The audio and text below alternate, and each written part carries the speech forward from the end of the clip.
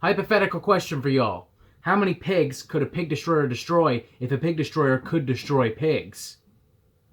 Yeah, little food for thought to start things off.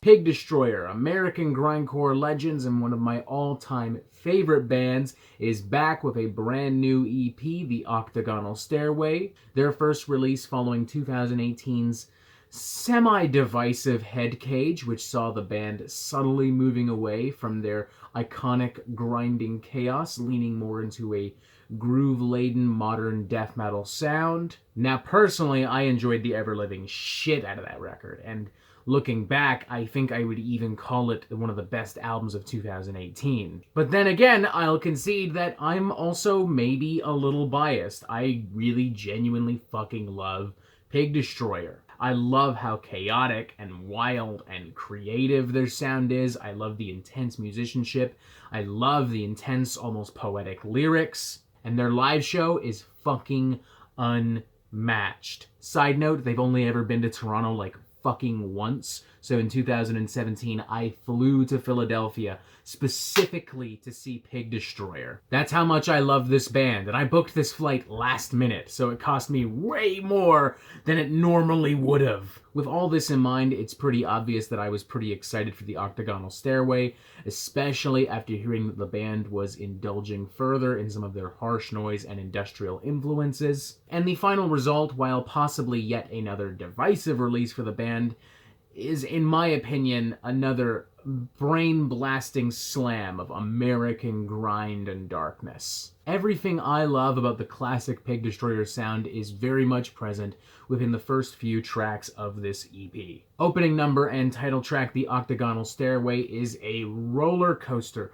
of razor-sharp, unpredictable grind madness. It is wild and dizzying to the point of being dangerous in the best way possible. In my opinion, it's not only the best track on this EP, it's quite possibly one of the best tracks Pig Destroyer have released in recent memory. Following tracks, the cavalry and cameraman do a great job at keeping this incredibly schizophrenic train a-rollin', with more pummeling rhythms, crippling grooves, and some of the harshest and most abrasive vocals that J.R. Hayes has ever delivered. It's great to see that J.R.'s poetic tendencies very much remain intact as usual within the grime and the chaos. Take, for instance, this passage from the Calvary: "Black and white won't speak to gray, hand on the heart don't feel the same. How do you keep track of constant change? When do you drop bombs? When do you negotiate? We have nothing except our struggle to survive." Statements like this right now feel very cathartic, very poignant, very thought-provoking in the midst of the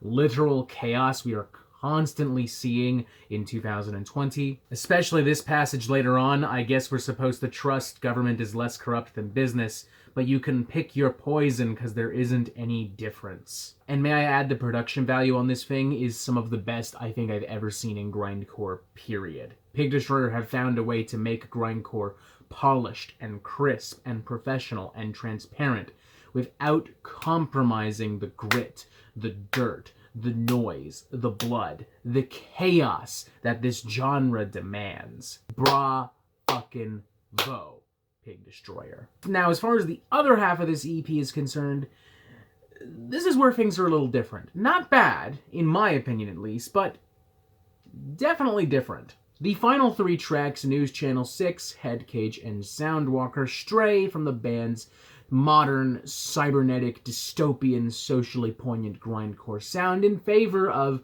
harsh noise, elongated ambient passages of industrial and static, very crusty, very angular, very ominous. The 11-minute drone mammoth of Soundwalker, despite its brief flirtation with trip-hop, is really only a bass line and a bass drum away from being deemed a sun track. Again, these final three tracks aren't really by any stretch bad, at least I don't think so, but they're definitely not as fulfilling and appetizing as the first three tracks. This EP kind of feels like going to a restaurant and ordering appetizers and a main course, but for some reason you get the main course first, and it's like way bigger than you expected. And then when the appetizers do come, you've already finished your main course, and you're kind of like, man, that calamari looks good, but I'm fucking done for the night, boys! That's kind of how I feel here. Like, I appreciate it, Pig Destroyer.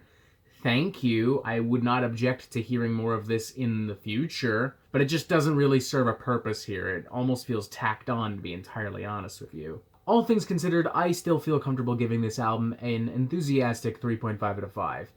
It may not be perfect, and I'm sure these final 3 tracks will prove to be somewhat divisive amongst Pig Destroyer fans, but I don't think anyone will argue that those first 3 numbers are fucking incredible. I don't think any Pig Destroyer fan will be upset with those songs in particular. And who knows, perhaps Pig Destroyer will learn from the Octagonal Stairway and on a future record find smarter and more clever ways to integrate these influences deeper into their core sound. It's entirely possible, folks, especially considering that Scott Hull's industrial grindcore band Agoraphobic Nosebleed has kinda disappeared as of late. Anyone know what's going on there? I'd legitimately love to know, because I love the shit out of them too. The point is, if you love Pig Destroyer, then even if you're not totally in love with this release, you will still overall enjoy it quite thoroughly.